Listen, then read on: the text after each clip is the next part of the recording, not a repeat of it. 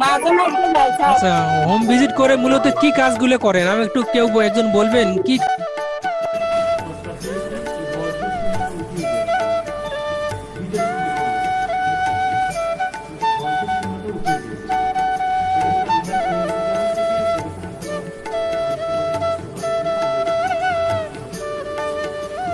একটু বলো তুমি। মধ্যে আমাদের এই গীতা শিক্ষা কার্যক্রম চলমান আছে, সেগুলো কিন্তু খুবই ফলপ্রসূ হচ্ছে। আমাদের মন্দির ভিত্তিক প্রকল্পের আমরা যে কারিকুলামটি করেছি সেটা আমাদের প্রাথমিক শিক্ষা অধিদপ্তরের সাথে সামঞ্জস্যপূর্ণ এবং চট্টগ্রাম জেলা ৩৯৬টি শিক্ষা কেন্দ্রের মাধ্যমে ১১,১৩০ জন প্রাথমিক, ৩০০ জন গীতা শিক্ষার্থী এবং ৩৭৫ জন বয়স্ক শিক্ষার্থী শিক্ষা গ্রহণ করছে। গীতা শিক্ষার পাশাপাশি মনীষী, ঋষি ও মহাপুরুষদের জীবনী বা ঈশ্বর দর্শন এবং মাহাত্ম্য বইয়ের সিলেবাসের মধ্যে সংযুক্ত করা বিষয়টা আসছিল।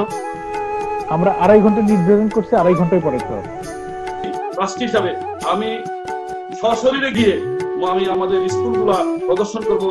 সুপারিশমালা তৈরি করেছে তা অবশ্যই বাস্তবায়নযোগ্য। এই বিষয়ে আমিও মাননীয় প্রধানমন্ত্রীর সাথে আমি অবশ্যই আলাপ করব। এক, জনবল সহ প্রকল্পটি রাজস্ব খাতে স্থানান্তর করতে হবে। ২, ধর্মীয় নৈতিকতা শিক্ষার প্রসারের জন্য গীতা স্কুলের সংখ্যা বাড়ানো খুবই প্রয়োজন। শিক্ষকগণের সম্মানী ভাতা বাড়ানো প্রয়োজন। শিক্ষা কেন্দ্রগুলি যেহেতু বেশিরভাগ গ্রাম অঞ্চলে অবস্থিত বিধায় মনিটরিং সুবিধার্থে উপজেলা পর্যায়ে অফিস স্থাপন করা জরুরি।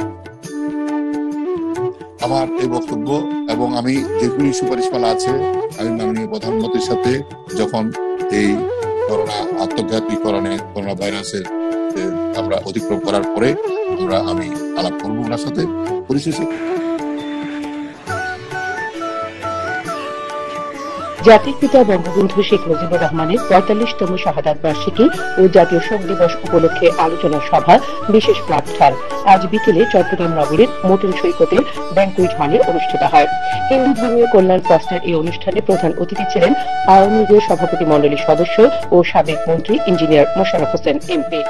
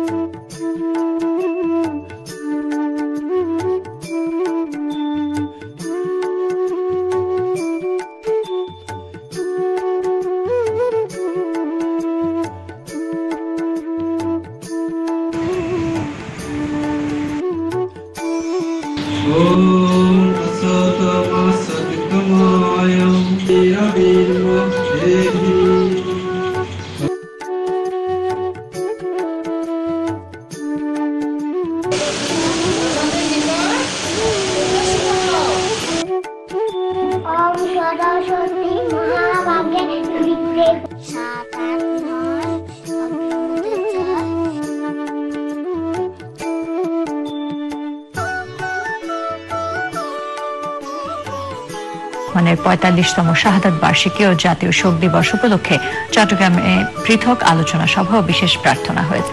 এ সময় মন্দির ভিত্তিক শিশু ও গণশিক্ষা কার্যক্রমের